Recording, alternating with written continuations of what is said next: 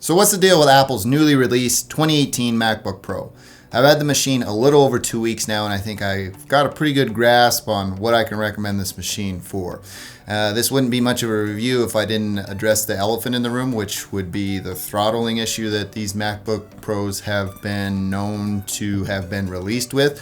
Good thing is that Apple patched that with a digital key. I really don't know what that means, but I had seen a significant improvement in heavy processing loads on this MacBook. The first thing that I want to talk about is the build quality is substantially better over the 2016. There are little nuances that this machine really has that are a plus to me, and I'm really happy that I've upgraded from the 2016 model. The hinge, for example, is much more stout and sturdy. You feel like you have to really open the machine, and when you close it, you know it's going to stay closed. I didn't feel that confidence when I had the 2016 MacBook Pro. Continuing on with the build quality, the USB-C ports seem to hold on to my peripherals much more tightly. Now this could be seen as a bad thing, considering those of you that are out there that are pro MagSafe. If you trip on this thing, the cord's not going to come out. It's really going to send your MacBook flying to the floor. But I will say that the one thing that I noticed right off the bat is that when I plugged a dongle into this or my power into this, it's a little more difficult to pull the the cable or the dongle out of the port, so it's holding on much more tightly. Another thing that has changed in this iteration of the MacBook is the keyboard, and this is a controversial item that has been going on for quite some time from the 2016 and 2017 models, because there are some reports that users are experiencing keyboard issues to where keys become unresponsive or sticky. The 2018 model has a membrane under each key that is built there to kind of repel dirt. At least that's what iFixit has come out and kind of made an assumption on. I am enjoying the keyboard insofar as that the keys don't abruptly end at the stroke, and it's a much more softer experience. It isn't much quieter. I mean, it's negligible when you consider sound, but I do like the feel of the new keyboard, and it's something of an improvement. Another pretty substantial improvement are the speakers. Now the 2016 and 2017 models already had fantastic top of the line leading class speakers, but the 2018 model has a much improved bass frequency to where those sounds are much more present and much more annoying to those around you, because the speakers can get extremely loud and they never distort. And finally, the last thing that I want to talk about is the inclusion of a True Tone display in this laptop. That essentially takes your light ambiance and adjusts the white balance on your screen. This is something that I quickly disabled because I found that I need color accurate display. This is also something the creatives will probably not like. I don't ever toggle it on because it bothers me. When it comes to working on my laptop, it's something that I never really needed or asked for.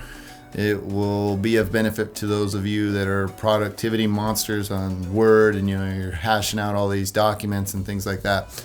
That's going to be perfect for you, because the white and all that type of stuff of those displays is much improved. But when it comes to editing in Adobe Premiere, and then you try to color correct, if you have that turned on, your color correction is going to come out all messed up. The same goes for photographers. Now, I may be completely wrong with this. Feel free to leave me a comment down below on what you think of the inclusion of the True Tone display on the 2018 MacBook Pro. Now, this wouldn't be much of a review if I didn't talk about benchmarking this machine in comparison to past versions.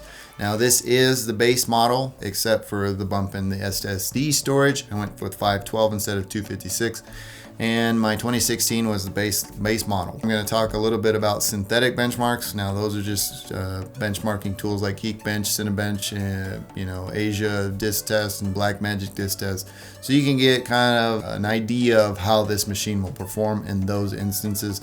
I also want to talk about some render comparisons between the 2016 and the 2018 in Adobe Premiere, and some export times between the two machines in Adobe Media Encoder. So in Asia, the 2016 MacBook Pro produced a 1384 megabytes per second write and an 1807 megabytes per second read. Now, if we hop on over to the 2018 MacBook Pro, you can see there is a much improved systems write and read with 1550 megabytes per second and 3025 megabytes per second. In Blackmagic Disk Speed Test, the 2016 was getting 1259 write and 2224 read.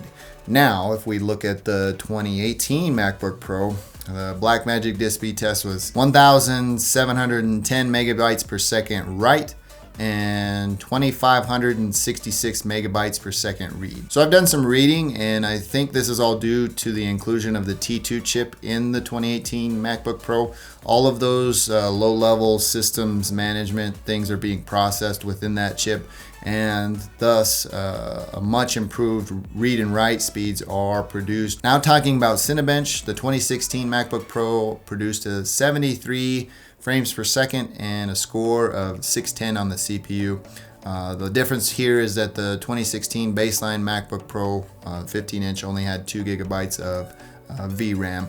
Now hopping on over to the 2018 model, we can talk about Cinebench improvements there. The OpenGL score was 89 frames per second, and the CPU got an 890. So there is a significant improvement in that synthetic benchmark between the two machines. Moving right along to Geekbench 4, the 2016 MacBook Pro had a single core score of 3,094 and a multi-core score of 13,617. Now this is where the 2018 MacBook Pro really shines because it is a 6-core CPU architecture. The single core was 4941 and the multi-core score was 20,582. Now that we're all done with those silly synthetic benchmarks, let's talk about some rendering and export times in Adobe Premiere Pro and Adobe Media Encoder. I had a 2-minute sequence with 4K 60 frames per second, slowed down to 40% to reproduce a 24 frames per second timeline. In that, I had a color adjustment layer and some transitions and also some motion graphics on applied to that sequence. I rendered that 2-minute timeline and measured how long each one of the systems took to complete the task. The 2016 MacBook Pro did it in 3 minutes and 52 seconds. The 2018 MacBook Pro, before the patch, did it in about 3 minutes and 50 seconds. And after the patch, it did it in 3 minutes and 31 seconds. Moving along to Adobe Media Encoder, the 2016 MacBook Pro exported that 2-minute video using the YouTube 4K preset in Adobe Media Encoder in 5 minutes and 19 seconds. The 2018 MacBook Pro before the update did that in 5 minutes and 15 seconds, and after the update did it in 4 minutes and 50 seconds. I think the 2018 MacBook Pro is such a substantial update that those of you out there that are holding off to upgrade just can't ignore. The 6-core CPU and the bump in the baseline VRAM department going from 2 to 4 gigabytes has had such an impact on my workflow. The experience in editing is just night and day between the two machines. Now I have my timeline in Adobe Premiere usually set to 1/4 quality, and when I have it set that way on this machine, I can scrub really cleanly. Yeah, the fans ramp up and the laptop gets extremely hot, but it never hinders my editing experience in Adobe Premiere Pro. With the battery life, the wattage has been bumped up about 3 watt hours in this machine, but that hasn't had much of an impact that I thought it would because of the change in the RAM. The older systems had low power RAM. This has full-blown DDR4 RAM. Battery life's about the same. The editing experience is much improved, and my export times are a little bit improved. So over time, as we scale that, the more that I export on this machine, the more time savings that I will realize. It's something that I think is warranted as an upgrade for me. It's something for you to think about as well. I will leave links in the description on the machine that you've seen in this video and the model that I recommend. And if you shop through those links, it helps support the channel. And if you live outside of the states of New York and New Jersey, you will save on tax. And when you're considering the price of these machines and how expensive they are, that could be a substantial amount of money. Well, that about does it for me in this one. If you like this video, please feel free to give me a thumbs up. If you didn't, you know what to do. Thank you for taking the time to watch. I am Tomas, and I will catch you in the next one.